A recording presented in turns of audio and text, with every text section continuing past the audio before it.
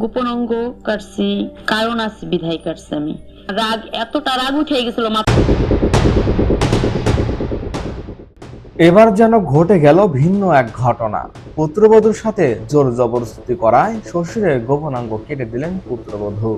দিনাজপুরের খানসামা উপজেলার আঙ্গারপাড়া সুবর্ণ এলাকায় প্রায় ৬০ বছর বয়সী শ্বশুরের সাথে এমন কাণ্ড ঘটিয়েছে পুত্রবধূ। রবিবার মধ্যরাতে উপজেলার সুবর্ণখুলি ফরিদ আলীর পাড়ায় শ্বশুর আব্দুল মতিনের বাসায় এই ঘটনা ঘটে।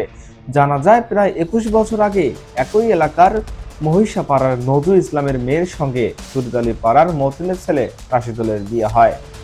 বিয়ে হওয়ার পর থেকে শ্বশুরের লালসায় পড়ে পুত্রবধূ। ওই পুত্রবধূ তার স্বামী ও পরিবারের সকল সদস্যকে বিষয়টি জানালেও সুরাহা হয়নি। ওই ঘটনার জেরে রবিবার রাতে ধর্ষণের চেষ্টা করেন শ্বশুর মতিন। এর এক পর্যায়ে ধারালো অস্ত্র দিয়ে শ্বশুরের গোপন অঙ্গ কেটে দেন পুত্রবধূ। এতে চিৎকার চেঁচামেচি শুরু হলে আশেপাশের লোকজন এসে প্রথমে তাকে আহত অবস্থায় খানসামা উপজেলা স্বাস্থ্য কমপ্লেক্সে নিয়ে যায়। পরে অবস্থার অবনতি হলে তাকে রংপুর মেডিকেল কলেজ হাসপাতালে পাঠানো হয়।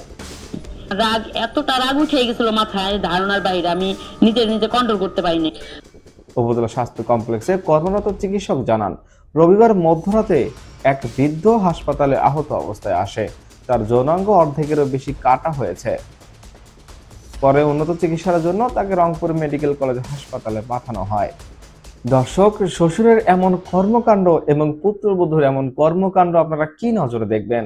জানতে চাই আপনাদের মূল্যবান মতামত। এখনকার মতো এখানেই শেষ। পরবর্তী আপডেট জানতে আমাদের সাথেই থাকুন। গোপন অঙ্গ ধন্যবাদ। কাটছি, কারণ আছে বিধায় কাটছি আমি।